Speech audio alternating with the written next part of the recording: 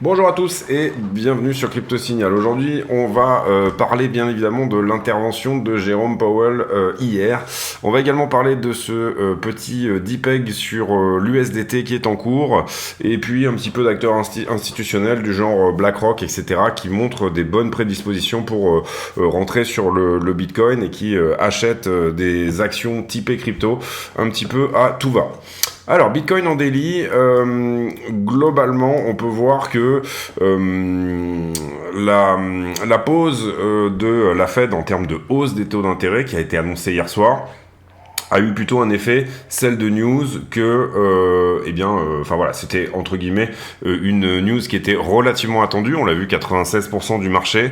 On a eu un petit rallye pré-FOMC, hein, mais c'est pas le truc habituel. C'était pas le truc habituel, on va dire. C'est pas comme ce qui s'est passé sur S&P, où vous voyez que sur S&P on a eu voilà un vrai rallye. Et voilà, sur Bitcoin, on a eu un petit quelque chose, mais c'était plutôt, entre guillemets, un bear flag que autre chose. En tout cas, la cassure a eu lieu en bas. On a un dollar qui se réveille un petit peu, ou en tout cas, à l'inverse, excusez-moi, depuis le 30 mai, on a un dollar qui diminue, mais hier, dans la journée, on a eu une très légère augmentation. Comprenez ici que le dollar est à l'envers, et on a un gold qui reste un petit peu à plat. Concrètement, sur le Bitcoin, pour encore une fois, voilà... dire les niveaux qui sont importants et qu'est-ce qu'il ne faut pas perdre. Concrètement, attention, puisque déjà on est en train de perdre ici cette trend, vous le voyez, et globalement là on est en train de commencer une bougie en dessous aujourd'hui, donc ça c'est plutôt une mauvaise chose. Si jamais on venait à clôturer en dessous de cette trend, ne pas la réintégrer d'ici ce soir, ça serait un mauvais signal. Deuxième chose également, vous le voyez qu'on avait mis en avant ici ce niveau qui correspond tout simplement à l'attaque de cette vallée qui est ici. Si jamais on se met à attaquer cette vallée, il faut bien comprendre que on peut avoir des targets qui sont bien en deçà, notamment sur les prochains niveaux qui sont ici en jaune et en vert. Donc attention à ça, on perd peut-être aujourd'hui un support majeur sur fond de cette news. Concrètement également, on a toujours cette figure en biseau qui, je le rappelle, est une figure bullish. Cette figure en biseau, théoriquement, elle a soit une target ici de retour tout en haut de la figure, ça dépend un petit peu de la manière qu'on a de la trader, donc soit retour tout en haut, soit retour en haut de la vague 2, qui est celle-ci, c'est-à-dire 29 380, soit tout simplement extension de la figure, c'est-à-dire qu'on fait une balançoire comme on fait d'habitude pour aller en haut.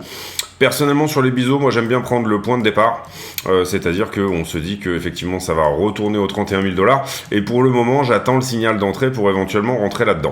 Donc on pourrait attendre la cassure du biseau, hein, tout simplement. Moi j'essaye de choper le train un petit peu plus tôt, et j'essaye plutôt de choper voilà, la structure de retournement qu'il peut y avoir ici en bas. Pour le moment on n'en a pas, vous voyez qu'on a cette daily qui tient très bien, si je vous la montre ici, et que voilà, à chaque fois qu'on la touche ici on se fait rejeter hein, sur cette daily, donc super critère on va dire de décision. Et puis également, pour moi, des trends éventuellement dans des plus petites time frames. Si jamais on zoome un petit peu et qu'on passe sur le 4 heures, ce qu'on peut voir sur Bitcoin, c'est que là, on était dans une structure voilà, accumulative. On l'a perdu ici et on la reteste ici, mais on n'arrive pas à repasser par-dessus. Donc concrètement, vous l'avez vu, ça c'était une heure. Déjà en 4 heures, on voit largement qu'elle a été perdue. Donc ici, il n'y avait pas vraiment de signal qui nous disait éventuellement, on était ici totalement sur en dessous de cette résistance-là et sur celle-ci. Donc il n'y avait pas vraiment de signal qui nous disait de rentrer en longue sur ce mouvement. Donc on peut considérer que cette trend-là ici est perdue, celle-ci aussi bien évidemment, on l'a vu pendant ce drop là, concrètement voilà, on avait eu déjà le signal que ça sentait pas très bon autour du 13 juin, donc avant-hier. D'une certaine manière également, on avait parlé ici de l'éventualité, enfin c'était pas très bon on va dire de passer du temps dans une structure haussière comme ceci qui était sous forme de canal, sous-entendu un bear flag tout simplement, et effectivement on est venu faire une AB égale CD, c'est-à-dire ici par exemple si je vous note tous les points, ça c'est AB et ça c'est CD, concrètement la target de ce flag ici a été atteinte, on a fait un mouvement du 1 pour 1. Est-ce que ça veut dire qu'on va se retourner à partir de là? Non. Pour l'instant, il faudrait regarder dans des time frames encore plus petites où est-ce qu'on en est. Mais comprenez que la perte du support des 25.2 ici plus retest n'est pas forcément une très bonne nouvelle non plus. Ici, on a délivré très fort, donc on sait qu'ici, il va y avoir une hausse pour corriger une partie de ce mouvement. On peut pas laisser tous ces shorters-là gagner. Donc ça, c'est quelque chose qu'éventuellement on peut jouer. Le problème ici, c'est que pour le moment, voilà, à part cette petite notion de double bottom ici, on n'a pas vraiment ici encore de signal tout à fait fiable. Double bottom, qu'est-ce que ça voudrait dire? Ça voudrait dire que si jamais on repasse cette ligne de coup là, eh bien tout simplement on peut espérer retourner l'amplitude de la figure, c'est-à-dire globalement venir faire un retest de la 4 heures qui est ici autour des 25,6. Donc si jamais il y avait éventuellement ici un trade à faire, c'est potentiellement celui qui veut longuer ici dans cette structure là, potentiellement essayer d'attendre un retest ici et jouer simplement le retest, vous le comprenez ici, ça c'était un support par le passé, support qu'on a traversé et qu'on pourrait vouloir venir retester pour être sûr que c'est désormais une résistance. Donc ça pue un petit peu dans tous les sens l'histoire là, parce qu'on est en train de se battre ici avec des niveaux que normalement on devrait réintégrer d'ici, et je le rappelle ici très rapidement, concrètement d'ici ce soir, et pour certains weekly d'ici la fin de la semaine, donc dimanche, faute de quoi on peut aller beaucoup plus bas bien évidemment. En tout cas c'est des signaux ici logiques qu'on peut éventuellement voir. Également sur la Bitcoin dominance, vous voyez qu'on se stabilise un petit peu autour des 49, mais on semble montrer que effectivement Bitcoin est peut-être en train de casser ici, ou en tout cas que si jamais il doit corriger, ça doit se faire encore une fois très rapidement. Si jamais on passe trop de temps là ici en haut, ça veut dire que Bitcoin est en train de consolider pour aller plus haut en termes de dominance. Si jamais on réintègre là, pour moi ce qu'il faut réintégrer c'est ça, eh bien, à ce moment-là, ça pourrait vouloir dire, ok, on est sur un endroit où ça peut rejeter. Également, stablecoin dominance qui est en hausse. On va prendre celui-ci plutôt. Donc stablecoin dominance qui est en hausse, et en l'occurrence, est-ce qu'on pourrait être ici, vous voyez qu'on a atteint la target ici, qui était celle-ci, de ce double bottom là qui est en bas. Celui-ci. Donc là, pour le coup, ça a joué. On n'a pas vraiment eu de rejet sur cette résistance-là. On l'a eu, vous le voyez, pendant 2-3 jours où on se fait repousser et finalement, on est en train de la passer. Concrètement, sur la stablecoin dominance, il faut qu'on repasse en dessous de ce niveau-là, donc autour des 12% ici. Faute de quoi, c'est pareil, ça sera pas extrêmement reluisant pour la crypto, en tout cas au moyen terme. Le total 3, c'est-à-dire toutes les cryptos sans Bitcoin et Ethereum. Donc concrètement, toutes les altes, puisque moi je considère plus trop que, Ethereum est une altcoin. Vous voyez que ce qu'on joue, c'est l'attaque de ce creux-là. On la joue backside, c'est-à-dire on est ici passé en dessous, on a vraiment attaqué ce creux qui était un gros endroit où les altes avaient consolidé pendant la dernière montée. Concrètement, ici, vous voyez que d'une certaine manière, il a déjà été attaqué une fois. Soit là, on met en branle un double bottom comme ceci. Donc, on n'aura malheureusement pas de signal avant que les altes aient fait globalement plus 20%. Vous voyez qu'ici, on passe de 300 à 400 milliards. Donc ça, ça sera malheureusement un petit peu tard ici pour prendre une décision. Et en tout cas, vous voyez qu'on a la target ici également de ce double top là, le M qui est ici, qui est beaucoup plus bas. On en aurait encore potentiellement sur les altes encore un petit peu de downside, à savoir par rapport au niveau actuel, ça nous emmènerait à encore un moins 10% supplémentaire qui pourrait se faire. Vous voyez que ça correspondrait également plutôt pas mal, si jamais ça se fait bien évidemment bientôt, à un nouveau retest de cette trend baissière, là ici, donc on continue à dégueuler sur les altes encore plus bas. Le problème, si on ne fait pas juste une mèche, mais si vraiment on va s'installer un peu dans cette zone-là, c'est que pour moi, on n'a pas grand-chose avant les 240 milliards. 240 milliards, vous comprenez également que par rapport au point actuel, c'est pas très reluisant parce que ça nous emmènerait à un moins 20% supplémentaire. Et après, pour moi, voilà le vrai support suivant. Il est à peu près par ici. Pareil, cette espèce de grand V, là, une zone dans laquelle on avait pas mal latéralisé. Donc, il y a eu du business qui a été fait par là. Il pourrait y avoir des gens qui reviennent faire du business dans cette zone pour défendre le prix, tout simplement. C'est ça la psychologie. Donc, là, ce qu'on est en train de dealer, c'est un petit peu tout le business qui a été fait par ici. Vous voyez également que on a déjà par le passé, là, il y avait eu beaucoup de business qui avait été fait. Vous voyez que c'est normal qu'on ait eu une réaction ici. Donc, ça a réaccumulé dans cette zone-là. En tout cas, il y a eu du rachat. Ensuite, on est venu retester cette fameuse zone. Malheureusement, il y a eu tous les épisodes FTX et tout ça. Ici, on revient tester cette trend. Et là, pour l'instant, ce qu'on n'arrive pas à passer concrètement, c'est les 400 milliards. Où vraiment on a eu à chaque fois plus ou moins des échecs pour repasser ces points-là sur fond de régulation, exchange, etc. Donc voilà pour le total 3. Ethereum contre BTC en très légère appréciation aujourd'hui, mais il a pris une petite tarte. Vous voyez également qu'on avait cette très jolie trend en daily sur Ethereum contre BTC, donc celle-ci, qu'on tentait de garder. On avait vraiment juste des petites... c'est même une weekly, pardon, excusez-moi. Oui, c'est une weekly. Donc, ce qu'on peut dire éventuellement ici sur Ethereum contre BTC, c'est que si jamais on réintègre pas cette trend cette semaine, là, ici, vous le voyez.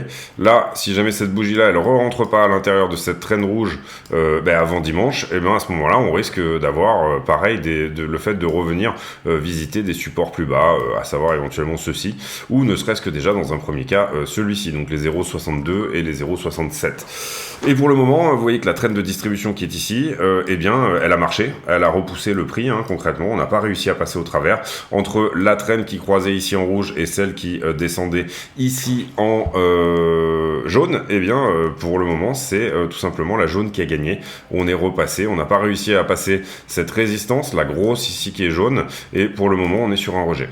Est-ce que on peut ici repartir plus fort? Oui, mais il faut que ça se fasse vite. Concrètement, pour moi, voilà, tout ce que je vois personnellement dans les signaux éventuels, c'est que il va falloir que tout ça se fasse vite, c'est-à-dire vraiment réintégrer tous ces supports perdus là rapidement, parce que là on est juste en dessous. Même chose sur la dominance de Ethereum. Vous voyez que là on avait une trend d'accumulation et que là on est en train de passer en dessous, à la fois de se faire rejeter par cette résistance là, mais également de repasser en dessous sur le weekly. Donc ça c'est pas extrêmement, c'est pas vraiment super. Est-ce qu'on est juste sur un retest ici de cette trend ici de distribution, et est-ce que ça tient? Et on tient également la blanche qui est une très long terme, qui date depuis 2018. Donc est-ce qu'on vient pas retester la blanche ici et ensuite on repart et effectivement on arrive à casser? Ça je vous laisse seul juge de la réponse. Pour le moment il y a beaucoup de si. Ethereum contre dollar, du coup, pour être complet, donc vous comprenez qu'on a fait Bitcoin, on a fait les alts dans leur ensemble, et là on est en train de regarder Ethereum. Alors pour moi Ethereum c'est la même chose.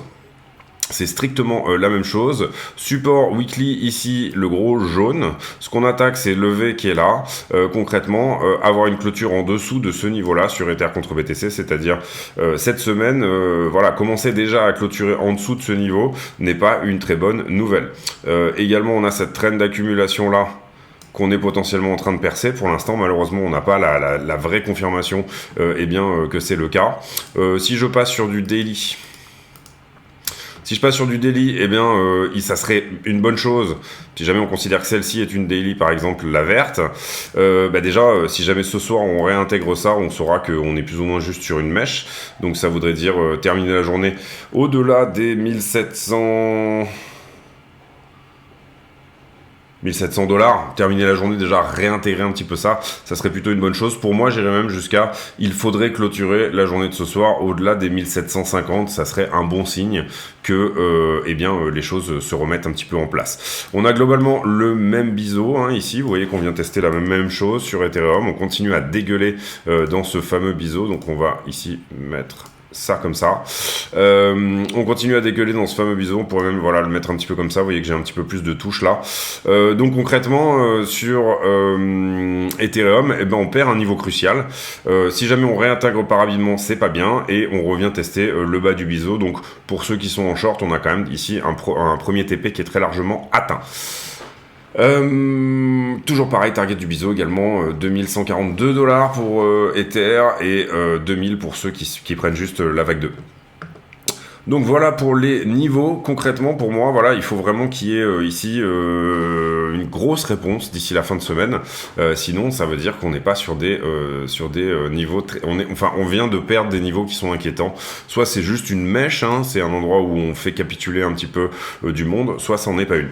Concrètement, j'ai regardé l'intervention de Powell. Je vais vous en faire un condensé. Malheureusement, hier, pour des raisons indépendantes de ma volonté, j'ai pas pu faire le brief que je fais habituellement quand il y a un FOMC. Donc du coup, je vais vous le faire vraiment très rapidement. Concrètement, en fait, ça a été le truc habituel. si ce n'est le ton qui était bien entendu de dire, c'est-à-dire le truc, quand je dis le truc habituel, c'est la Fed a pour mandat d'avoir de la stabilité des prix, de ramener l'inflation à 2%, etc., etc., etc. Sur ce qu'on peut voir d'intéressant par rapport à ce qu'a dit Powell, par rapport à son discours entre guillemets habituel, il dit en fait, et ça c'est vraiment quelque chose qui semble relativement... déjà on a les projections, voilà, mais il y a quelque chose qui est relativement transparent dans ce qu'il dit, entre guillemets, c'est que d'une certaine manière on a un peu le sentiment que le rallye actuel est un petit peu en train de l'embêter. C'est une épine dans le pied de Powell, le rallye actuel sur les actions. Pourquoi ça? Parce que tout simplement, si le marché part sans vous, alors que vous n'avez pas encore battu l'inflation, le risque c'est que tout simplement, si tout le monde se dit que la Fed va pivoter complètement, et que tout le monde se met à pricer le fait qu'il va y avoir effectivement un pivot de la Fed, et ben ça risque de faire gagner, encore une fois, je sais pas pourquoi c'est là, ouais, voilà. Ça risque de faire gagner pas mal d'argent à pas mal de monde, et surtout ça risque de... La Fed a besoin que les banques tendent leur crédit, c'est-à-dire que ça soit beaucoup plus difficile d'avoir un crédit dans les banques, que les hommes risques qui travaillent dans les banques, eh bien tout simplement accordent moins de crédit que par le passé. Non seulement parce que les crédits ont des taux qui sont conséquents, mais également tout simplement pour que les banques puissent quand même à la fois restaurer une rentabilité, mais aussi pas faire des grosses conneries au cas où effectivement ça plombe. À ce moment-là, ça serait un petit peu embêtant. La deuxième chose également, c'est que si tout le monde price un pivot de la Fed, les gens se disent et surtout encore plus aux États-Unis où les taux sont variables, c'est pas grave, je sais que la Fed va pivoter bientôt, le crédit me coûte effectivement 5%, mais je sais que la Fed va pivoter bientôt, donc je vais quand même prendre un crédit à un taux très important, je vais quand même aller demander à ma banque, etc., et peut-être que ça passe, et là du coup ça continue finalement à créer de la demande, et quand vous créez de la demande, à offre constante, on va dire, malheureusement les prix augmentent. Donc concrètement ici, on a des projections, et c'est ça qui est un petit peu intéressant dans ce que nous a dit Powell hier. Globalement, on voit que sur l'année 2023, on a une projection entre 1 et 2% de croissance avec à peu près quelque chose autour de 0,9 pour la projection. Et puis ensuite, finalement, on reprend un petit peu de la croissance jusqu'en 2025. Donc globalement, on ne price pas une récession ici. Vous voyez que en fait, ce qui nous montre, c'est plus ou moins un scénario où on est quasiment en soft landing, une récession mais très courte. Voilà. Et ensuite, deuxième chose... le taux de chômage, là vous voyez qu'il nous price un taux de chômage à 4%. Il nous avait dit, Jérôme Powell, qu'ils étaient prêts à accepter un taux de chômage autour des 4,5, et vous voyez que c'est le maximum et que ça aurait lieu en 2024 et qu'ensuite le chômage se remet à baisser. Là je vous prends juste les droites rouges parce que voilà. Dans les projections également, l'inflation. Alors pour le coup on voit que sur le PCE on est autour de 5 et quelques. En 2022, et la projection ça serait qu'en 2023 on termine l'année autour de 3 quelque chose, et puis ensuite l'année suivante 2, quelque chose, 2,5, à peu près 2% en 2025, et ensuite on arrive au but de 2% que dans finalement 2 ans et demi. Donc, qu'est-ce que nous dit la Fed? La Fed nous dit que ça va être un long combat. Pour eux, leurs projections, elles sont sur du long terme pas de pivot et même potentiellement 2 hausses de 0,25 supplémentaires. C'est-à-dire que si on regarde même les taux, bon là on va passer sur l'inflation. Si on regarde même les taux, vous voyez qu'en 2023, la plupart des membres, tout ça, les petits points, c'est des membres de la Fed et c'est ce qu'ils ont voté. Où ils pensent qu'on va être fin 2023. Et vous voyez que ici, ça nous donne à peu près un 5,6, 5,7 en termes de taux. Actuellement, on est entre 5 et 5,25, donc ça nous emmènerait à 2 hausses supplémentaires, peut-être en juillet-août.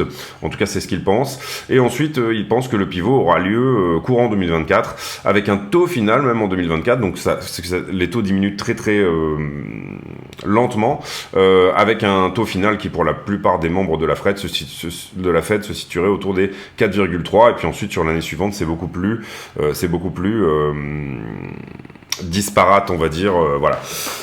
Donc concrètement, là, on a quand même une info qui est en train de nous dire la Fed, elle va le jouer long terme, c'est-à-dire, peut-être des augmentations de taux suivants.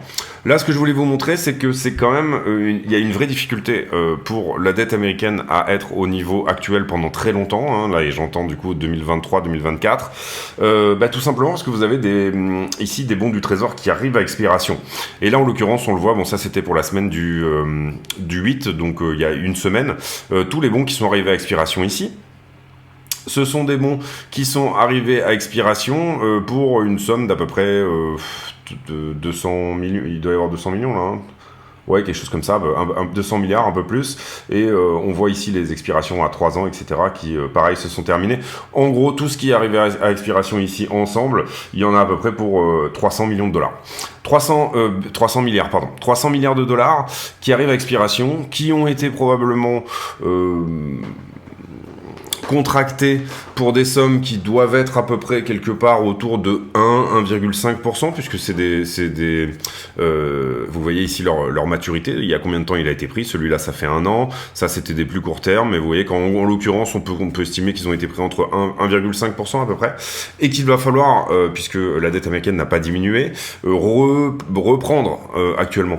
Donc ces bons du trésor, ils vont devoir être recontractés, et ça à des sommes de 5,25% à peu près. Hein. Les bons du trésor, c'est pas exactement les taux de la Fed, mais par contre, il faut se dire ici que du coup, le service de la dette, le nombre de taux d'intérêt que vont payer les Américains pendant les X années à venir, va les obliger bien évidemment à une certaine austérité, ou alors à payer énormément de services, c'est-à-dire à accumuler encore plus de dettes, etc. Donc ça, il faut bien comprendre que c'est quand même une épine dans le pied du gouvernement, et que on peut pas forcément ici avoir de manière soutenable eh bien des taux qui sont extrêmement hauts, comme c'est le cas à l'heure actuelle, tout simplement parce que nos économies sont plus ou moins perfusées actuellement. Donc voilà un petit peu pour ce que j'en pense par rapport à Powell.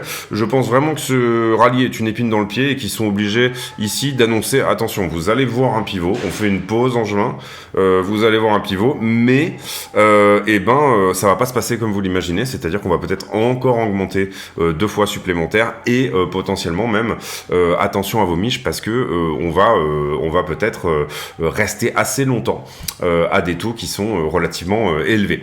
C'est pas la chose qui va se passer, hein. D'une certaine manière, Powell est censé mentir quelque part, parce qu'il veut que les résultats arrivent là où il veut aller, c'est-à-dire 2% d'inflation. Donc il a besoin d'un marché qui est morose, il a besoin d'un marché qui n'est pas enthousiaste, et en ce moment, vous comprenez que sur le S&P 500 notamment, il y a énormément, il y a un petit rallye, etc., qui est en train de se créer. Donc c'est pour ça qu'il est obligé de dire quelque chose qui n'est pas forcément réellement ce qui va se passer, pardon. Mais voilà, on attendra les minutes pour voir exactement ce qui s'est dit. En tout cas, le communiqué est relativement hawkish, vous l'aurez compris. Hawkish, sous-entendu, on va se battre contre l'inflation, qui à contrario, le terme contraire, ça va être dovish, c'est-à-dire on est on n'a pas vraiment de problème avec l'inflation. Ici, BlackRock qui donne une application, qui demande à faire un Bitcoin ETF, et ce en étant en lien avec Coinbase. On sait très bien que Coinbase et BlackRock couchent ensemble, et ça depuis un bon petit moment. On l'avait vu notamment quand BlackRock a bénéficié du système Prime de Coinbase, qui est le système institutionnel, on va dire. Et on l'a vu également quand BlackRock a donné aussi l'accès à Aladdin, à Coinbase. Donc désormais Coinbase qui a un total accès à l'intelligence artificielle qui a été développée par BlackRock. Donc concrètement ici, on va voir aujourd'hui que si cette ETF va être approuvée, peut-être que le premier ETF ici serait justement celui de BlackRock, contrairement à, on s'en rappelle, Grayscale, qui depuis longtemps veut avoir un ETF spot également. Ici, une petite panique sur le pool, sur l'USDT, un léger dépeg de l'USDT, puisque sur la free pool c'est sur Curve, donc un protocole décentralisé qui est relativement énorme. Free pool, c'est tout simplement, il y a 3 stablecoins, je crois qu'il y a le DAI, l'USDC et l'USDT, et on a vu ici un énorme déséquilibre qui s'est créé, c'est-à-dire beaucoup plus d'USDT sur ce pool de liquidité que les deux autres, sous-entendu beaucoup plus de demandes à ce moment-là sur de l'USDC et de l'USDT. Concrètement, ça s'est fait peut-être parce que il y a eu une grosse baleine qui a fait un mouvement dans un premier temps. On le voit ici sur ce thread, on voit le dépeg, et concrètement il y a eu une grosse baleine qui a créé une nouvelle adresse. Il a déposé 52 millions d'USDC et il a emprunté 40 millions d'USDT sur AV et Compound, et puis là il a commencé à déposer des USDT sur Coinbase et Kraken. Et concrètement c'est au moment où il a déposé de l'USDT sur ces exchanges là que les pools de liquidité du coup ont eu un petit peu une balance qui a un petit peu changé, et derrière On a eu aussi, il y a 5 heures, 2 baleines qui ont vendu un total de 10 millions en USDT, ce qui s'est à peu près fait au même moment. Et concrètement, donc il y a eu un léger dépeg de l'USDT. On a quelqu'un qui a shorté l'USDT à ce moment-là sur AV2, plutôt bien senti. Et puis au même moment, quelqu'un qui a emprunté de l'USDC sur AV et Compound pour racheter, pour faire un arbitrage tout simplement de l'USDT. C'est-à-dire l'USDT a dépégué. Je vais aller acheter de l'USDT sur quelque part et puis je vais le revendre derrière, soit quand il y aura eu repeg, soit tout simplement le revendre dans des endroits sur lequel il est plus important. Donc finalement, bon, on va dire que pour le moment, il semblerait que les choses reprennent leur normal grâce à l'arbitrage. C'est l'arbitrage ici qui fait le job. Comprenez que la crypto répond à des logiques de marché et à des moments quand la liquidité peut être présente en tout cas, c'est-à-dire là on est en semaine, donc globalement pas trop de problèmes de liquidité, vous l'avez vu sur les protocoles AV Compound par exemple qui ont permis ce genre de choses, et globalement derrière par contre il y a du monde qui a vu que ça dépéguait, donc on a des baleines qui ont commencé à dumper de l'USDT, donc du Tether, et ça a amplifié un petit peu le mouvement, mais apparemment les arbitreurs sont en train de faire leur boulot ici, donc ils ont commencé à acheter de l'USDT pour arbitrage. Est-ce que c'en est fini de ce dépeg? A priori oui. Maintenant faites attention à USDT, moi ça fait plusieurs vidéos que je le dis, faites attention au Tether, parce que à mon avis c'est un petit peu le prochain sur la liste qui va être éventuellement attaqué. En tout cas, c'est mon avis. Ici, XRP qui devient partenaire avec la Banque Centrale de Colombie. XRP qui a un très bon projet pour les banques centrales. Donc du coup, c'est vraiment plutôt une bonne nouvelle, je trouve, pour XRP. Là, BTC dominant, ça on l'a vu, qui touche des niveaux plus importants depuis 2 ans. Ici, ça on a vu cette news aussi. MicroStrategy, oui, alors... Là, c'est intéressant aussi. Il faudrait que je retrouve le tweet. Alors, donnez-moi une petite seconde. Voilà, concrètement, et là ça tient aussi à BlackRock, Bank of America et Fidelity, qui ont acheté énormément d'actions dernièrement, MicroStrategy justement, qui se sont beaucoup exposés. Pourquoi s'exposer à MicroStrategy? D'abord parce que ça vous évite d'acheter du Bitcoin vous-même directement, et vous le voyez ici dans les plus gros actionnaires de MicroStrategy, vous avez BlackRock, la Bank of America et Fidelity Management. Donc on a, et vous voyez ici l'augmentation du total. Donc on a concrètement ici, dans un contexte même de régulation, et vous le comprenez ici, ce qu'on appelle l'opération Choke Point 2.0, des grosses baleines qui sont quand même BlackRock, le plus gros fonds d'investissement au monde, la Bank of America, c'est quand même une grosse, un gros bonhomme aussi, et Fidelity qui est le deuxième plus gros gestionnaire de fonds également. Donc vous le voyez ici, voilà, en gros, on a quand même assez bizarrement, vous le voyez, la Bank of America qui a 2,37% de MicroStrategy, et globalement on a BlackRock qui doit avoir à peu près 6 ou 7%, 6%, voilà, 156 millions de dollars, alors c'est pas encore des niveaux qui sont non plus énormissimes, mais 156 millions de dollars ça commence à faire, et on a vu ici donc pas mal de moves de la part de BlackRock dernièrement pour rentrer sur la crypto, donc intéressant. Qu'est-ce que je voulais dire d'autre? Oui, bon, vous voyez ici la Fed qui signale. En gros, le traitement de la news autour de la Fed, c'est plutôt attention. Oui, on a posé, mais on est plutôt en train de dire qu'on va continuer à monter. Donc, ne croyez pas qu'on va rester à ces niveaux-là. Et aujourd'hui, on a eu les jobless claims comme tous les jeudis. Globalement, ça reste à 262 000 dollars. Donc, en gros, ça reste. Le plus gros niveau où il sert depuis 2 ans, mais ça reste quand même un marché du travail assez tendu. Globalement, 262 000 demandeurs d'emploi. Heureusement, on ne diminue pas de ce côté-là, donc on peut se dire qu'effectivement, c'est en train éventuellement de se détendre, mais attention à ça. Pour moi, concrètement, la Fed est obligée d'envoyer les signaux qu'elle envoie là actuellement pour réussir éventuellement à redresser la balance. Il faudrait pas que le marché reparte avant que tout ce qu'elle a mis en place ne soit réellement efficace, et d'une certaine manière ici, en gros la dernière personne à croire dans le type de moment actuel, c'est bien entendu la Fed, parce qu'elle est censée vous raconter des conneries, puisqu'elle est censée ici manipuler le sentiment également sur le marché. Donc ça c'est une première chose. La deuxième chose également, et ce qu'on voit et qui est relativement intéressant, j'avais pas forcément prévu que ça se passerait comme ça ni maintenant, mais globalement on avait ici, vous le voyez, la target de la ABC qui est celle-ci. Alors on a deux manières de calculer cette target là, une fois qu'on avait eu la A ici et la B, eh ben c'était tout simplement le 1 pour 1, c'est pour ça que j'ai mis le C ici en haut, ça correspondrait à faire en fait une AB égale CD, mais sous-entendu la A est égale à la vague C là ici. Donc ça c'est la première chose, donc premier niveau qui n'est pas encore atteint lui pour le coup et qui est de 4472. Deuxième niveau, est relativement intéressant aussi, c'est tout simplement prendre le 0,618 et bien de cette diminution-là. C'est-à-dire, une fois qu'on baisse de ça, on va le prendre comme ça. J'espère que je vais réussir à l'attraper correctement. Hop, excusez-moi, je l'ai mis à l'envers. Hop. On va y arriver. Voilà, on avait ici une target à 0,618 qui était celle-ci, et là une target à 0,786, c'est pour ça qu'on est dans cette zone-là de vente. Donc concrètement, ici, vous le voyez, on touche typiquement tout pile la target potentielle de cette ABC-là. Et pour le moment, on va voir si ça va plus haut. On peut encore une fois assez facilement aller au 4472. Bien sûr, on peut traverser, hein, c'est-à-dire donner une flat. Donner une flat, ça veut dire, par exemple, donner raison au double bottom qui est ici. Et là, en l'occurrence, venir chercher éventuellement, vous le voyez, le double bottom qui est là. Je pense que vous le voyez. Je vais vous le dessiner quand même. Ici, on a un gros double bottom ici. Hop, et là, on arrive à en casser la ligne de coup. Si jamais on allait effectivement dans ces zones-là, à ce moment-là, on pourrait éventuellement envisager, je vais effacer les traits précédents. Voilà. On pourrait éventuellement envisager une flat, c'est-à-dire un retour dans ces niveaux-là à peu près, c'est-à-dire retour au plus haut historique.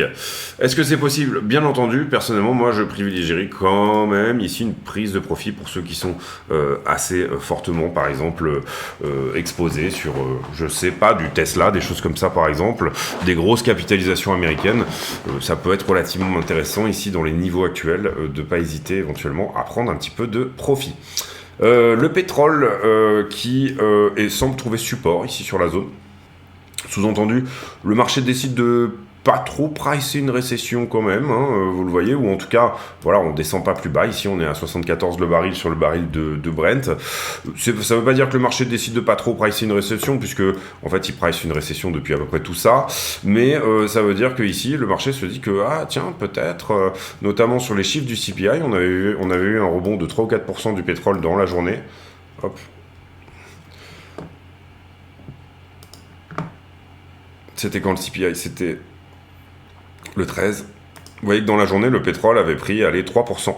Et actuellement, il est à peu près à ces niveaux-là. Donc ça, c'est pas très bon. Ça veut dire, le marché, si jamais le pétrole commence à nous pricer un soft landing, donc une reprise de la demande sur le pétrole, et finalement une non-récession, eh bien, vous avez des mécanismes qui ne se mettent pas en place ici. Mécanismes qui, je le rappelle, en ce moment, le fait que l'inflation chute est bien plus dû à la chute du pétrole, on l'a vu ici, et bien plus dû à la chute du pétrole et du reste des commodités. On le voit ici tout simplement avec une inflation qui représente bouffe plus pétrole qui est négative, d'accord, alors qu'on a un core CPI qui, oui, certes descend, hein, il a perdu 1,3% depuis son top ici qui était au 1er août.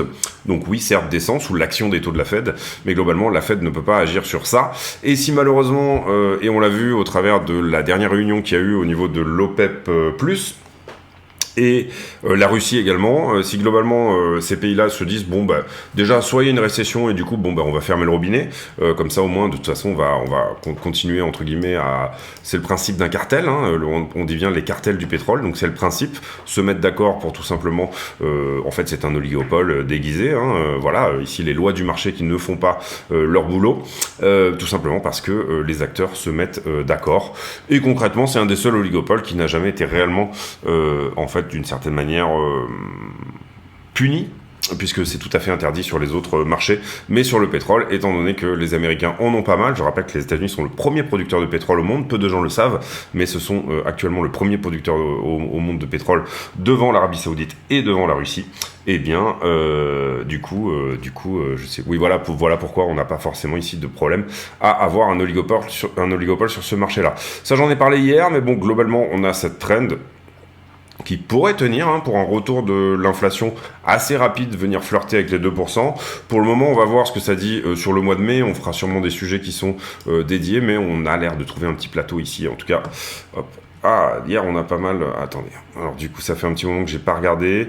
On va regarder comme ça. Le mois de juin. Mois de juin, on était à 2,94 et on a bien plombé encore 2,34. On a perdu 0,6% sur la moitié du mois de juin. Donc attention au pétrole. Pour l'instant, vous voyez, elle est très belle la traîne sur Trueflation. En tout cas, c'est limpide. On a cette inflation qui plombe sous l'action à la fois du pétrole qui price une récession et l'action de la contraction du crédit que nous emmène et nous promet la Fed. Donc la question ici, c'est est-ce qu'on joue vraiment un retour aussi rapide que on va plomber l'inflation et déjà au mois de septembre on sera à 2%. Est-ce qu'on joue la situation macro qui est quand même dégueulasse, c'est-à-dire un bloc des matières premières qui est en train de se créer, à savoir les BRICS, matières premières et aussi avec la Russie, avec la Chine, pardon, la transformation de ces matières premières, entre guillemets l'usine du monde, ce bloc-là qui est en train de se mettre à dos contre l'Occident pour dicter ses relations, tout ça n'est pas très déflationniste.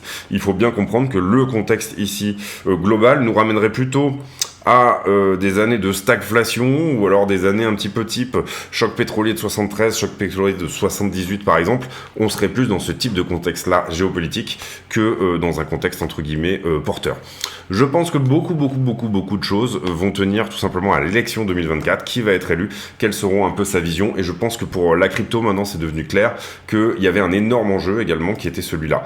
L'inversion de la courbe des taux, vous voyez qu'on est toujours en dessous du zéro, oui c'est ça, en dessous du zéro, donc on a toujours une courbe des taux qui est inversée, ceci étant un indicateur que on va avoir une récession, en tout cas les marchés qui sentent un petit peu le cucu des taux et qui disent, bon bah là, relativement, c'est clair que en fait ça nous dit que dans 10 ans, l'inflation sera moins importante que ce qu'elle l'est aujourd'hui, puisque quand vous prenez un crédit, quand vous contractez un crédit, vous essayez de vous battre contre l'inflation, garder la même somme, ou en tout cas le même pouvoir d'achat pour dans X années. Et là, concrètement, vous voyez que d'une certaine manière, on est en train de dire que ça sent pas très bon. Et ça, notamment depuis les 3 derniers mois. Donc voilà pour cette analyse, je pense, relativement complète. On va désormais aller faire la liquidité. Liquidité qui est ici. Vous voyez que concrètement, 163 millions ont été liquidés hier. C'est une journée plutôt péchue. 100 millions en tout sur Ethereum et Bitcoin. Et vous le voyez, 60 millions de liquidation, donc plus que sur Bitcoin, sur Ethereum, avec notamment que du long. Si jamais on regarde le... excusez-moi. On va se relog ici, c'est pas grave. Si jamais on regarde le carnet d'ordre, on va y arriver. Si jamais on regarde le carnet d'ordre, qu'est-ce qui se passe? Eh ben, on a des ordres à la vente ici qui ont probablement repoussé le prix sur les derniers petits temps là, dernièrement. Globalement, des ordres à l'achat également qui viennent de le repousser ici. Donc vous voyez que ça a quand même ici une certaine valeur. Et globalement autour du prix, là ici on a plutôt des ordres à la vente à nouveau autour des 25. Et on a quelques ordres à l'achat qui subsistent autour des 24,8. Pas grand chose à voir de ce côté-là, en tout cas je trouve. Également... les marchés en levier, vous voyez qu'on a pris les 2 niveaux qu'on avait mis en avant, qui étaient ici en bas. Donc ça c'est nettoyé, on avait fait la vidéo à peu près par ici, ce point de short pardon existe toujours, il n'a pas été touché. Là j'ai une latéralisation de l'open interest avec peut-être un tout petit peu de short dans cette zone là, vous voyez que le point a été travaillé depuis. Ici ça tombe et le nombre de contrats tombe et le funding tombe, donc globalement c'est plutôt normal, on peut pas vraiment dire que ce niveau a été shorté outre mesure. Par contre ce qui est intéressant de voir c'est qu'on continue à être shorté à partir d'ici. Donc là, vous voyez l'anomalie qui se crée, le prix remonte, mais le funding continue à baisser. Donc là, il y a du short à prendre aussi, on peut vraiment estimer qu'il y a quelque chose. Et ensuite, à partir de quel moment on est relongué à nouveau? À partir de ce point-là, qui désormais a été travaillé, surlongué vraiment ici, à partir de là, et le point a été travaillé aussi. Légèrement du short, c'est ce qu'on est en train de prendre en ce moment. Et puis, à partir de là, on est shorté savamment, shorté vraiment assez fortement. Vous voyez, augmentation du nombre de contrats, diminution du funding. Donc on a effectivement un point de short à prendre dorénavant ici aussi. Est-ce que ça veut dire qu'on a personne en bas de la structure? Bien sûr que non. Sous-entendu, ce niveau reste quand même un niveau. Voilà, on va le prendre celui-là. Ce niveau-là reste quand même un niveau de longueur à venir prendre parce que, bien entendu, vous comprenez ici qu'on a forcément du monde, en tout cas au moins, je dirais, dans cette zone-là, qui pourrait être éventuellement repris dans la zone avec, on va dire, un long qui est peut-être un petit peu trop anticipé, enfin un rebond qui est peut-être un petit peu trop anticipé. En tout cas, ce que j'aime bien, moi, dans ce type de structure, c'est que elle est plus ou moins... Alors, sauf si on se fait rejeter à nouveau par ce niveau-là, auquel cas ça sera une flat, vous voyez A, B et C en flat, et puis après derrière on continue à baisser. Mais sinon, ce que j'aime bien dans ce type de structure, c'est que en tout cas c'est plutôt une figure d'accumulation de shorter. Vous comprenez ici qu'on a plutôt du shorter qui s'accumule plutôt que du longueur, puisqu'on est déjà venu ici faire un tour sur la structure. Donc je trouve que autant j'ai pas énormément tradé ces derniers temps, autant là on commence à être dans des prédispositions intéressantes pour éventuellement rentrer un long. Ici également, sur Ether, bon bah même chose, on vient prendre des niveaux en dessous. Malheureusement, on vient pas chercher un vieux niveau, vous le voyez qui traînait là sur la chart. Globalement, on a fait la vidéo à peu près par ici. Ici, on était shorté, le niveau a été pris. Ici, on a été un peu trop longué, le niveau a été pris également. Ici, on a été shorté, donc on peut le noter ce niveau-là, comme étant éventuellement à prendre. Quelque part par là, on va le mettre au bout ici, hein, comme ça on est au bout de la structure.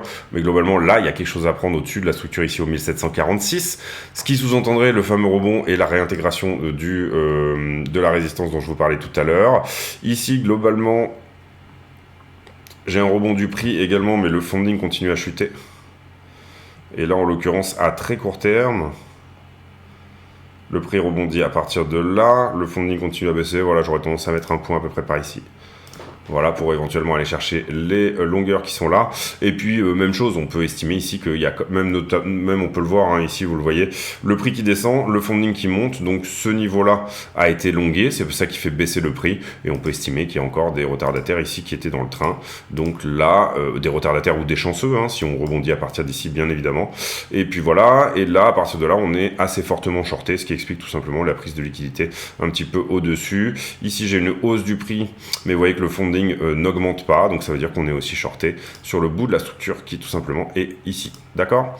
Donc il y a du short, il y a très légèrement du long, il y a encore du monde en dessous, hein, mais en tout cas il y a pas mal de short pour moi dans cette structure. Peut-être que le sentiment, suite à la perte des 25 000 $, est enfin en train de s'inverser. On le voit aussi sur les poches de liquidité, alors là je vais juste remettre à jour pour être sûr. Où on a effectivement 10 milliards en position leveragée désormais au-dessus du prix, où on a pris une bonne partie de la zone orange d'ici. Est-ce que c'est le point de rebond ultime? Pour le moment, peut-être un petit peu tôt pour en parler, mais en tout cas, suffisamment intéressant pour en parler au moins. Même chose sur Ether, vous voyez qu'on était revenu à l'équilibrium ici juste avant le FOMC, et en l'occurrence, le mouvement de prix, étant donné qu'il a bouffé du long, hein, c'est surtout ça aussi. Il faut bien comprendre ici pourquoi j'ai un delta qui est plus shorter, c'est parce qu'on a bouffé du long, on a sorti du long. Donc il y a du short au-dessus, oui, il y a vraiment des gens, il y a de l'argent à venir prendre, mais on a déjà fait avec ce mouvement, on est déjà venu prendre pas mal de pognon vers le bas. Ensuite, on va regarder la 12 heures. Au niveau liquidité, autant ça puait un petit peu avant-hier, parce que j'ai pas fait de vidéo hier, autant là on est moite-moite sur le 12 heures, donc pas grand chose à dire de ce côté-là. Donc ça veut dire, vous comprenez également qu'il y a du long hein, en face. Sur le 7 jours, eh ben, toute la zone verte a été bouffée ici. Donc là où on avait une poche là effectivement en dessous sur la 7 jours, bah maintenant on a bien nettoyé l'histoire et globalement il y a quelque chose peut-être à venir faire au-delà des 27 sur la 7 jours dorénavant. Et il y a encore du monde en dessous, il n'y a aucun problème avec ça, mais sous la 27, soit c'est les grands gagnants, ceux qui ont shorté pile poil le bon moment, soit tout simplement pas du tout. Sur la 1 mois, on aurait peut-être aussi, et on voit que ça s'est quand même densifié depuis le 2 ou 3 juin ici, quelque chose à venir chercher sous les 24 000. Et sur la 1 mois, on voit qu'en termes de liquidité de short, on pourrait revenir sur les 30 000, ce qui est personnellement un scénario que je défends depuis quelques temps. J'ai pas mal défendu à un moment donné l'idée qu'il y avait quelque chose à venir faire sous les 21. et c'était il y a plus d'un mois de ça, qui avait quelque chose à venir faire vers les 21,5, etc. Pour moi, on a tellement latéralisé ici dans la zone qu'en fait, finalement, on est un peu entre deux eaux ici. Soit effectivement, effectivement, maintenant on est à 25, donc soit effectivement, on vient chercher les 21, 21,5. Sur Ether, c'est la même chose, hein, en même temps que je parle. Soit effectivement, on repasse aux 30 000. Pour moi, on a plus quelque chose à faire aux 30 000 avant, mais bon, bien entendu, sur la temporalité, malheureusement, c'est difficile d'être relativement sûr. En tout cas, jouer un rebond ici me semble pas être une connerie. Vous voyez qu'on temporalise dans la zone ici, pas forcément tenter des leviers énormes, mais en tout cas, voilà, peut-être un levier 10 ou levier 20, il y a peut-être moyen de faire un petit quelque chose, encore une fois, avec un risk management maîtrisé. Ici, on voit sur... on avait parlé de la zone des 1006, hein, sur... Ethereum, j'ai un peu de mal aujourd'hui, désolé. On avait parlé de la zone des 1006 qui a désormais été prise. Sur la 7 jours, c'est plutôt limpide également. Globalement, en fait, vous voyez qu'on est à l'équilibrium, là, pour le coup. Est-ce que le prix maintenant décide d'aller en haut? Est-ce qu'il décide d'aller en bas? Que veut faire le spot également? Quelle est l'intention au spot, hein, tout simplement? Est-ce que vraiment on a beaucoup de monde qui est positionné à l'achat actuellement sur Ethereum ou pas? Comprenez bien que si vous étiez une baleine et si vous avez besoin d'acheter 60, 80 000 Ethereum, je sais pas, peut-être 100 000 Ethereum, j'en sais rien. Vous pouvez pas le faire, vous avez besoin de ce type de mouvement tout simplement pour faire vos accumulations.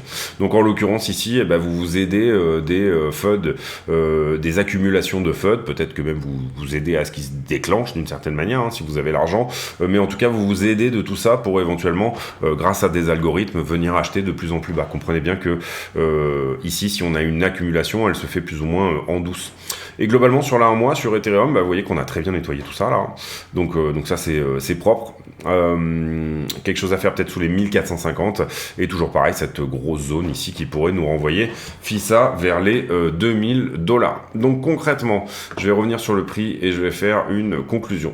Concrètement, on a une Fed qui nous donne du hawkish et c'est normal, c'est plus ou moins son boulot. Elle ne peut pas ici parler de grosses rotation, on va dire, ou de gros pivots, parce que tout simplement le marché reviendrait à pricer, ce qui correspondrait à mettre tout son boulot à la poubelle, et tout simplement également avec des banques qui donnent plus facilement du crédit, etc. Et finalement, le resserrement des conditions de crédit est tout à fait dans ce que veut la Fed. On a pour moi un USDT qui dépègue, mais j'ai pas l'impression que ça... Enfin, en tout cas, les niveaux naturels d'arbitrage, etc. sont en train de se faire, donc a priori pour moi c'est un non-événement, entre guillemets, sauf si il y a des gens qui sont au courant qu'il va se passer quelque chose sur USDT, et ça fait un petit moment que je dis, pour moi, il y a un gros stablecoin qui va se faire attaquer prochainement, donc attention à vous sur USDT, parce que c'est plus ou moins celui qui est quand même le plus à même d'éventuellement avoir un procès, hein, on peut le dire comme ça, parce qu'ils sont relativement quand même beaucoup plus opaques. Ici, cette 4 heures là est perdue dorénavant. Donc on a perdu ce niveau-là, on pourrait très bien venir le retester, ça j'en ai parlé en début de vidéo, 25,6. Si jamais on devait continuer à descendre, ça serait tout à fait propre. Ici dans cet élargissement, soit on décide de faire la rotation partielle maintenant, rotation partielle voulant dire je ne vais pas rechercher le bas du biseau, qui là nous donnerait globalement vraiment un très gros drop, hein. C'est possible, hein, tout est possible, mais encore une fois, un drop autour des 22,5, et ensuite on repart, soit la rotation partielle se fait maintenant, et comprenez que là je parle de cette élargissement qui est ici, où on a, je pense, d'ores et déjà 1, 2, 3, 4 et 5 vagues. Donc voilà, soit on fait la rotation partielle maintenant, soit effectivement on dégueule en bas du biseau, retester, il y a quand même une trend très agressive ici, la retester encore une nouvelle fois, ça voudrait dire quand même venir chercher les 22,5 en ligne droite. Ça reste une possibilité, encore une fois, mais bon, du coup, ça serait quand même un énorme drop ici, il faudrait qu'il y ait quand même de quoi le pousser jusque-là. Donc ça, c'est autre chose dont je voulais parler. On continue ici en descendant sur les time frames. Finalement, j'ai déjà un petit peu fait ces time frames là. Donc la 1 heure aussi qui est perdue, mais je la garde parce que vous comprenez que le niveau est cohérent. On s'est fait repousser plusieurs fois, donc on a peut-être des chances que ça reste un niveau dans le futur. Donc c'est pour ça que pour l'instant, en tout cas au sein de toute cette vague là, je garde. C'est pas forcément des niveaux, des critères de décision, et de temps en temps, vous comprenez que j'en nettoie un petit peu, mais pour le moment, je les garde. Et globalement, sur la 15 minutes, on n'a pas encore vraiment de structure haussière ou quoi que ce soit à ce stade. On a potentiellement soit un début de double bottom, mais ça se fera si on pète ça, soit tout simplement une flat, encore une fois, hein, une correction en flat haussière, donc 1, 2 et 3, et derrière on continue à descendre, et c'est aussi une possibilité. Donc si jamais on vient revisiter les 25-2 une nouvelle fois, et ben c'est là que va se montrer éventuellement la réaction. Encore une fois, pour aller dans les toutes petites time frames, hein, là on est sur du 15 minutes, vous comprenez. Globalement, on a des niveaux de rejet là, mais c'est pas incroyable, donc oui, on pourrait estimer qu'il y a peut-être quelque chose, mais bon voilà. Pour moi, je garderai les 25-2, sinon on va avoir un nombre de niveaux incroyable. Éventuellement, pour ceux qui tradent les toutes petites time frames, vous pouvez vous ajouter cette petite 15 minutes ici. Voilà, là on a besoin de continuer à garder cette espèce de momentum haussier, faute de quoi, sinon on passe en dessous, et ça veut dire que tout simplement à ce moment là on vient chercher sous la structure pour venir cueillir les longs qui sont ouverts ici et là, et on a vu sur la liquidité qu'il y en avait un petit peu. Pour moi il y a quand même plus de monde dans cette zone là que dans cette zone là, mais la grande question, vous le comprenez ici, c'est quelle est la demande au spot. Est-ce que réellement on est demandé au spot ou pas en ce moment sur Bitcoin, ou alors est-ce que personne ne veut y toucher, même avec un bâton. Vous avez des gens qui achètent le dip, on a vu que beaucoup de cohortes achètent en ce moment, je ferai peut-être d'ailleurs un temps dédié sur Glassnode là-dessus. Il y a pas mal de cohortes en ce moment qui achètent, notamment les très gros qui sont plutôt à l'accumulation, et notamment les tout petits également qui sont plutôt à l'accumulation. Et globalement, le prix est fait par des bitcoins qui sont plutôt des bitcoins à court terme. Ça coûterait pas grand-chose de faire pousser le prix. Maintenant, tant que entre guillemets, comment expliquer ça ? Tant que le sentiment est dégueulasse, si vous avez besoin ici, encore une fois, d'acheter énormément de Bitcoin à peu près dans cette zone-là, et si à ce moment-là, le prix descend, vous continuez à le faire tout en faisant extrêmement attention de ne pas faire repartir le prix. Est-ce que Bitcoin, sur le plus long terme, va vraiment nous donner cette zone des 40 000 ? Ça, c'est une très bonne question au temps actuel. Ou alors, est-ce qu'il a besoin d'aller chercher un petit peu plus bas sur la structure, par exemple sous les 20 000, et bien pour pouvoir avoir de quoi pousser jusque-là ? Ça va dépendre vraiment de la demande au spot. En gros, les dérivés, vous voyez que le sentiment, il oscille un petit peu. On voit également un assez gros désintérêt de la crypto, d'une certaine manière, tout simplement parce que la régulation n'est pas favorable.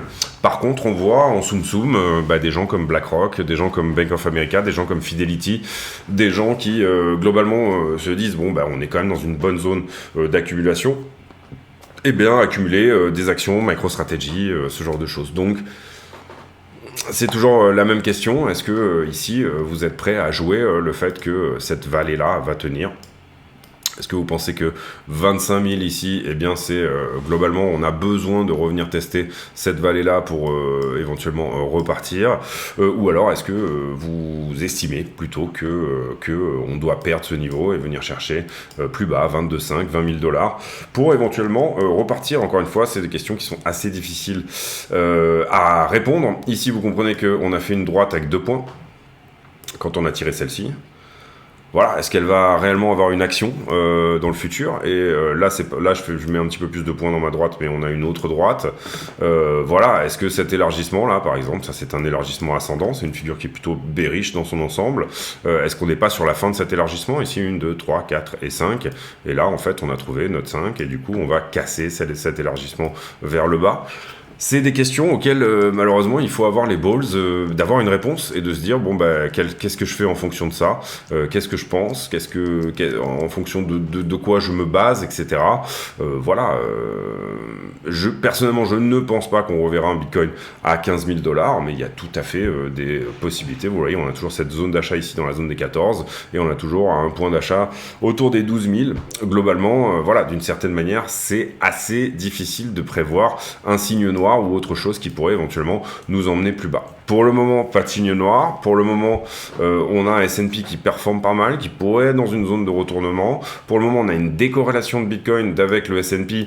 Donc du coup, et pour moi, cette figure-là est plutôt bullish. Là, cette manière de descendre ici est plutôt bullish. Maintenant, je peux vous en montrer une ou deux qui ont pas fonctionné. Alors, qu'est-ce que je peux vous... Là, vous voyez, par exemple, ça, c'est un biseau ascendant. Là, pour le coup, il a bien fonctionné, il est bien venu toucher sa target, aucun problème avec celui-ci. Et on parle de figures qui ont à peu près la même taille. Après, voilà, ici, vous avez... il est peut-être un peu moins propre, mais vous avez peut-être un biseau allez, admettons que là on est un biseau, vous voyez que celui-ci a dégueulé vers le bas, admettons, personnellement je le trouve pas très joli, mais voilà, là on avait un bear flag, bon bah on a eu la réaction qu'on attendait, voilà quoi, d'une certaine manière, les biseaux, voilà, pour moi on est plutôt peut-être dans quelque chose qui ressemble à ça, sans dire que la suite sera la même, hein. Mais je trouve que ça, on est plutôt dans quelque chose qui ressemble à ça, et la target qui serait globalement quelque part par ici. On est plutôt dans quelque chose qui ressemble à ça, avec une target qui se trouverait par ici, d'accord, sans prévoir la suite et dire, bah après on va refaire la même chose, et ainsi de suite, etc. Mais pour moi, on est peut-être plutôt dans une figure qui a cette gueule-là, et encore une fois, cette gueule-là, vous les voyez les biseaux, hein, il n'y a pas, de toute façon, il n'y a pas... Il n'y a pas à être Einstein pour voir ce genre de choses. Donc encore une fois, figure plutôt bullish moyen terme. Maintenant, pour le moment, ça ne veut pas casser, ça ne veut pas en sortir. Donc on va voir comment ça joue. Et on va voir surtout si le bas du biseau, il tient. Parce que c'est ça la question qu'en ce moment, la charte, elle nous pose, elle nous dit, moi je suis plutôt en train de dégueuler, continuer à dégueuler en bas du biseau, mais en plus peut-être même perdre le bas du biseau, donc attention à ça. Vidéo très longue, j'en suis désolé, mais j'ai pas fait de vidéo hier et j'avais énormément de choses à dire aujourd'hui, notamment sur ce que je pense par rapport à la Fed, etc. Donc voilà pour ça. J'ai quand même approfondi, alors que pour moi c'est un peu un non-sujet, le DPEG de l'USDT, parce que je pense que ça peut inquiéter des gens, donc du coup voilà, pour moi entre guillemets, tant que les arbitreurs arrivent à faire leur boulot, et j'avais joué la même chose, personnellement je prendrais pas l'arbitrage parce qu'il n'est pas extrêmement intéressant là, mais j'avais joué l'arbitrage moi sur USDC, et ça s'est plutôt bien passé. Maintenant je donne pas, USDT n'est pas aussi bien backé que pouvait l'être USDC au moment où c'est arrivé, donc sur Tether, peut-être qu'il y a des gens qui sont au courant de quelque chose, etc. Donc j'aurais tendance à dire dans les prochains temps, protégez-vous peut-être un petit peu de Tether, n'attendez pas le mauvais moment pour le faire. Et voilà, j'ai pour habitude en fin de vidéo de poser une question à la con, c'est-à-dire une question qui n'a rien à voir avec le prix du Bitcoin, et la question du jour, elle sera sur...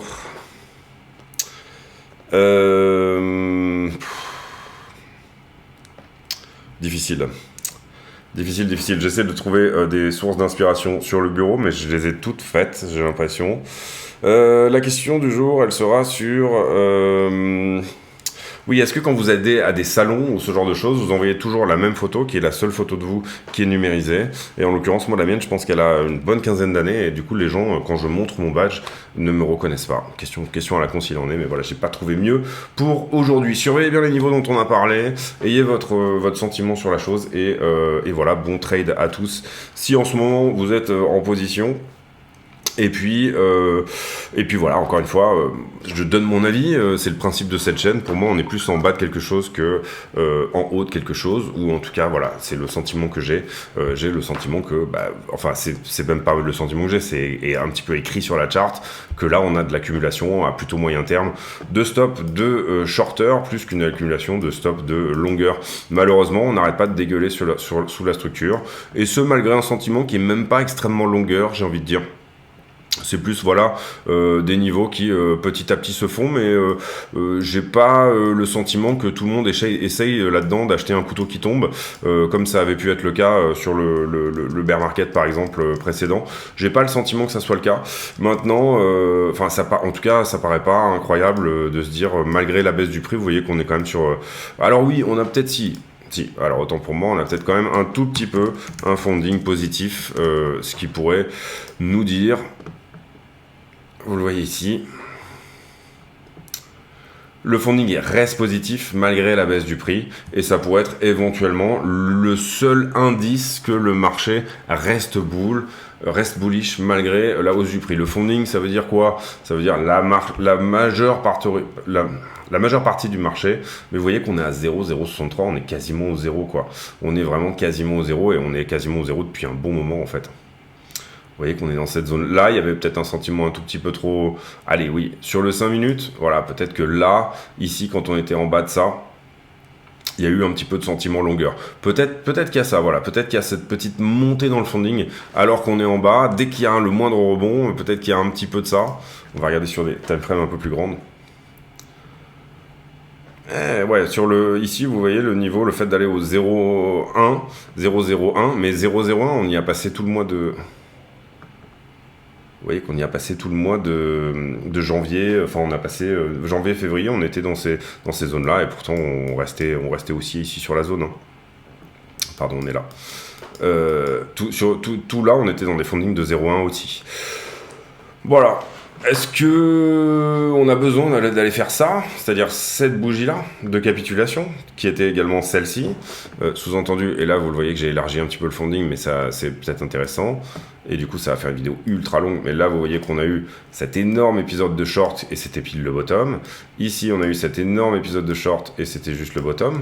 Est-ce que là-dedans, on a besoin vraiment de ce point-là où on va chercher, et très très loin dans le fonding négatif, pour avoir éventuellement le fait de trouver ce fameux bottom là, c'est-à-dire sous-entendu, est-ce qu'on n'a pas besoin d'un dernier drop ici qui vient vraiment nous emmener dans ça y est tout le monde oui, il y a peut-être en tout cas une inversion du sentiment qui ne se fait pas. Maintenant j'ai pas l'impression qu'on est surlongué non plus, voilà, c'est ça que je veux dire, on n'est pas là-dedans. D'accord, là où on était finalement, pour vous donner le prix en face, là où on était dans ces zones-là, quand on était autour tout simplement des 70 000 $, 69 000, 70 000 $.